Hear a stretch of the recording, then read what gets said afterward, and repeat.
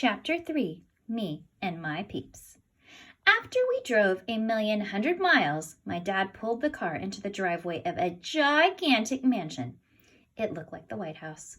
"Wow," I said, which is Mom, upside down. "Who lives in this place? The President of the United States?" "No, this is Mayor Hubbell's house," my mom told me. "Mayor Hubbell? He used to be the mayor of our town, but then he got in trouble by stealing money. I heard he was in jail."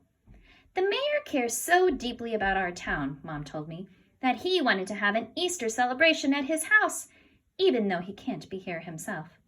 We walked inside. The place looked like a museum. There were paintings of Mayor Hubbell hanging on the walls, and lots of servants too.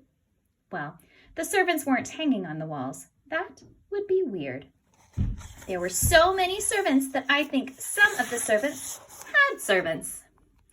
And they were all wearing tuxedos. Hey, how come guys in tuxedos look like penguins?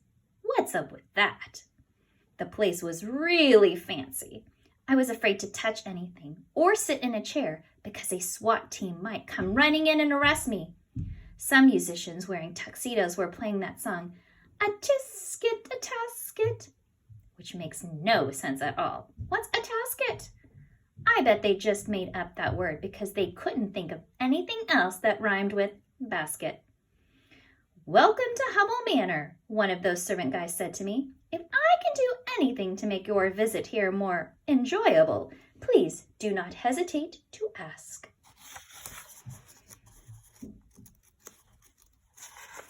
Sometimes these pages are so hard to turn on this book. "Where are the peeps?" I asked. "That's rude, AJ," my mom told me. "You don't ask where the peeps are. They'll give out peeps when they're good and ready to give out peeps." Mom was really mad. We walked around for a few minutes until some other servant guy came over. He was carrying a plate of food. "Hors d'oeuvres?" he asked. I didn't know what hors d'oeuvres were, but they looked yucky. "Man, you could get lost in this place," my dad said as he picked up one of those hors d'oeuvre things. "Hubbell Manor has 34 bedrooms," said the hors d'oeuvre guy. "A library, a helicopter pad, 23 bathrooms. 23 bathrooms? Was he joking? My house only has 2 bathrooms. Mayor Hubbell must have to go to the bathroom all the time. He should see a doctor about that instead of putting bathrooms all over his house." "And 4 half bathrooms," said the hors d'oeuvre guy. "Half bathrooms?" I asked. "Why would anybody want half of a bathroom? What could you do with half a toilet bowl?" "A half bathroom is a powder room, sir," the guy told me.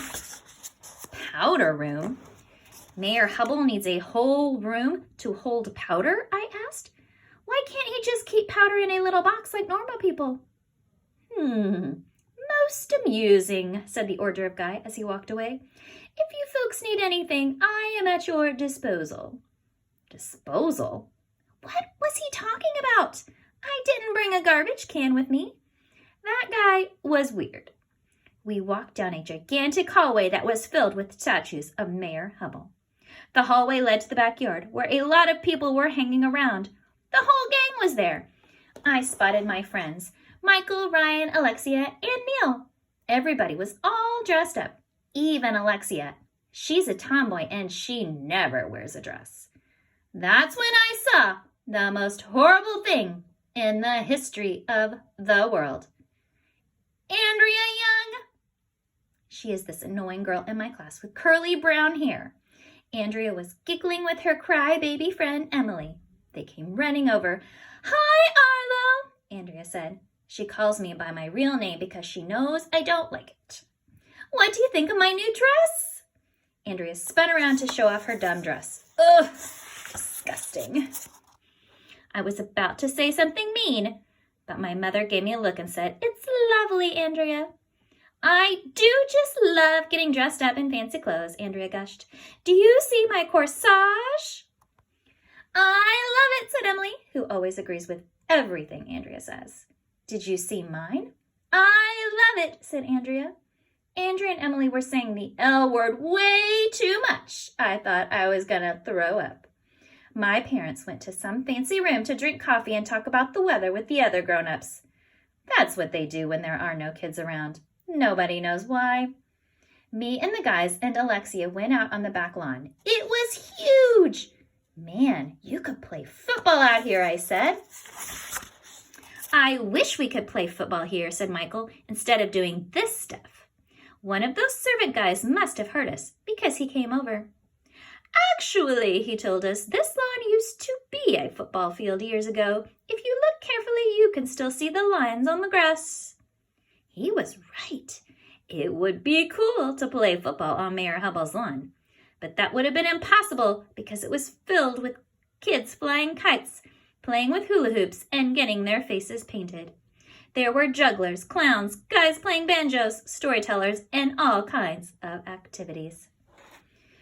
Mayor Hubble sure knows how to throw a party, said Ryan. Did you guys see any peeps? Asked Alexia. Yeah, I said, where are the peeps?